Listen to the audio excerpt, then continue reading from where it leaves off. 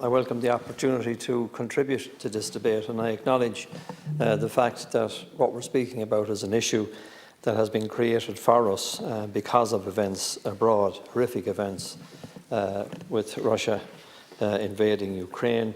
But it follows on the back of COVID, which added further costs and issues for businesses throughout the country. And it comes at a really bad time for those that have been affected by COVID, now entering into what is a time when you cannot predict the price of diesel, the price of petrol. Farmers are in the same boat, they can't predict anything. Those that bulk buy diesel can't do it because they can't get quotations for it. And it is a move by the proposal from government is a step in the right direction, but quite frankly, like most of the public would say, it's not enough. And I think that we have to consider on a rolling basis the impact of this, if it has one, because the petrol prices and diesel prices are going up all over the country as we talk about this.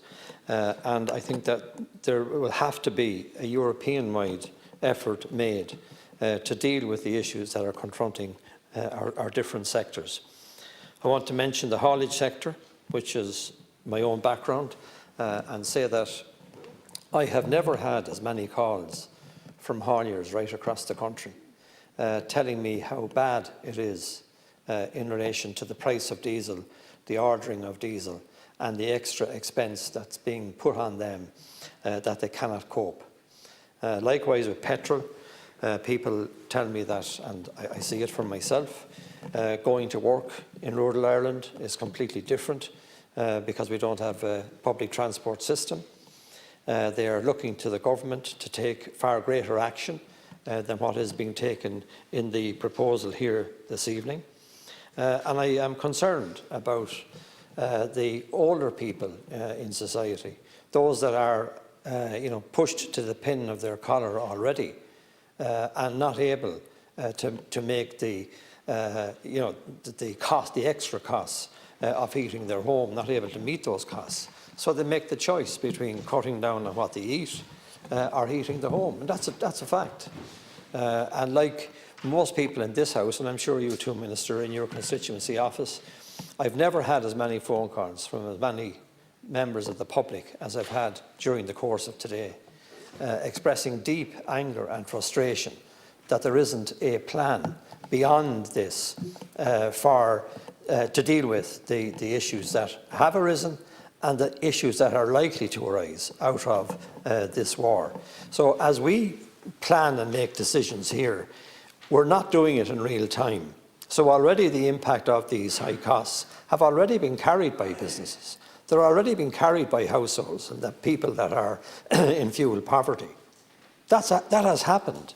So they've paid a price up to now, and they're looking to the government for a real price reduction, a real VAT reduction, excise duty reduction. And if it is in the hands of Europe to control the different rates, well then it's Europe that should be coming to the table, not tomorrow, today.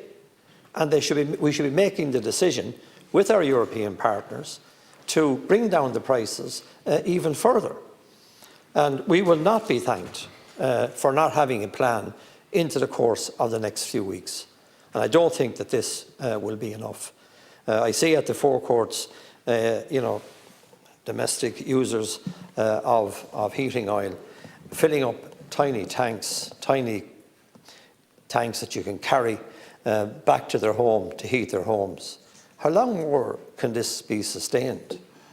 How long more are we going to stand back to a degree and not give the type of response that the public want? And, Deputy Doherty mentioned the backbenchers and what they can do. Well, within our own parliamentary parties, the argument goes on about all of this. It's not just in here in the Dáil chamber. We hear it from our constituents just as much as you do.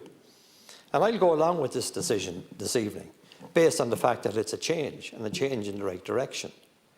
But when I hear cases of, for example, a big firm in Carlow threatening to put the employees on notice because they can't order oil. They can't order the diesel. And the particular firm contributes to the construction industry. So therefore, if they're affected and they were to go on short notice, it means that supply into the construction industry also is affected. So there's a knock-on effect right across the economy, and we can't ignore that. And we can't ignore that businesses in high streets are also suffering, have suffered during COVID, are suffering now. So I think that the Irish Road Haulage, I think, met with the Minister, and they will give you the clear facts on the ground. The members here will give you the clear facts on the ground relative to what households are experiencing. So bearing in mind all of that, I want to see more done. I want to see Europe more involved in this, and I want to see a more rounded response from government in relation to this. No doubt this motion will be supported this evening, but I'd say to you, Minister, you need a plan for tomorrow and next week.